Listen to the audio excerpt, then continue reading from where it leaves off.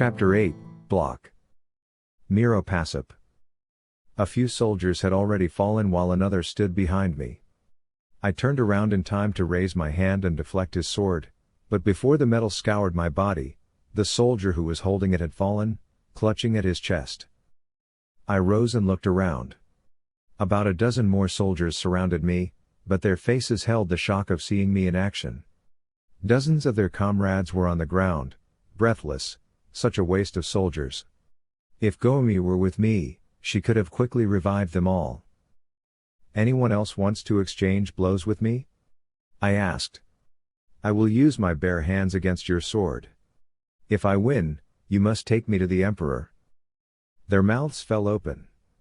A soldier with a lone star on his chest stood straighter and coughed before walking towards me, reluctantly at first and then with more certainty, after a few steps. The Emperor is not around. You will not see him, he said. Then, stop chasing me, I said. I didn't steal a horse. This horse is mine. With a sword in his hand, the soldier cleared his throat and pointed all around me. Not a thief, but a murderer, he said. You attacked me first, I said softly. And you saw it. It wasn't me. They just stumbled even though I never touched them. Are you calling me a liar? I saw. He spat out. His eyes narrowed into slits. You killed all of them. I feigned surprise and denied that my power killed these soldiers. It's not me. Please, I started to beg. The soldier moved forward and drew out his sword. The other soldiers pointed their crossbows at me. Firm, unmoving, focused on just one target, me. Please. I swear I did not steal a horse.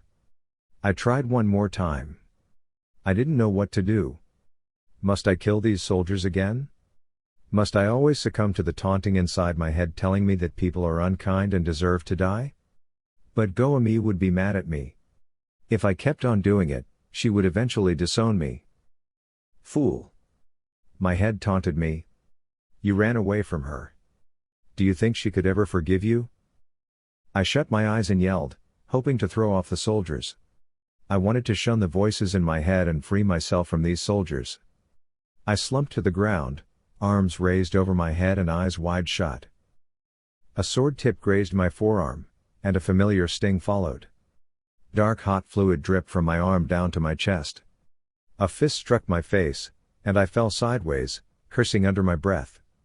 I opened my eyes, anger bursting from my stare. If you take me to the dungeons, I will kill all of your prisoners, I said. To my surprise, the soldier laughed.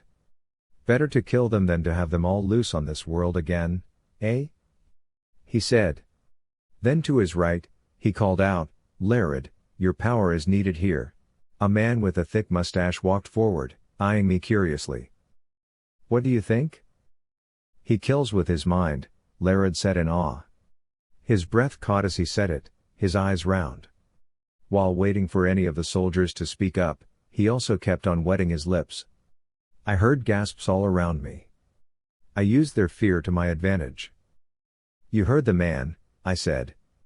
I can kill all of you without even raising a sword. Are you still going to arrest me when I can kill you all so easily? A dangerous one, Larid said. But not dangerous enough for my ability. From behind me, a soldier punched my head. I staggered forward, arms flailing to the sides to keep my balance. A boot landed on my back, and I lay sprawled on the ground. I rolled around to avoid another kick, and when I was facing upward, I stared at the soldier's face in front of me and willed for his heart to stop beating. The man's face twisted as his hands clutched at his chest until he knelt on the ground a few feet away from me. Stop it! The general shouted. Stop it, I command you. I thought my power was not dangerous enough for you and your men? I said while trying to kneel. I know your weaknesses, Larid said. My power knows no weakness, I said. My back throbbed from the kicking it received. Your heart softens for people you love, Larid said. There is none. I came here alone. You cannot use anyone as a pawn against me. I struggled, trying to keep my balance. Larid looked startled for a moment. Then, he closed his eyes as though he was thinking.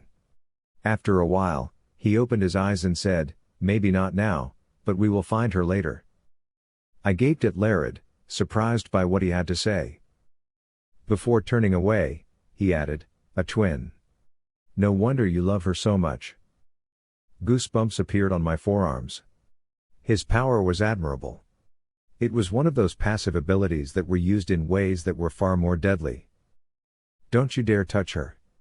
I yelled after Larid. The other soldiers started laughing. "This guy will rot in the dungeon." Right now, there was nothing I could do. He knew my twin. He must also know what she looked like. Even though Goemi was far away from me now, there was no doubt in my mind that the soldiers would hunt her. My dear Goemi. My dear Bubba. And her power was so passive, one that had no use if it were to be used alone. "Put your hands up now," the soldier, who was the first to follow me, said. "There's no way you will risk your twin, right? On to the dungeons you go." "Bind him and take him to the dungeons," he commanded the others.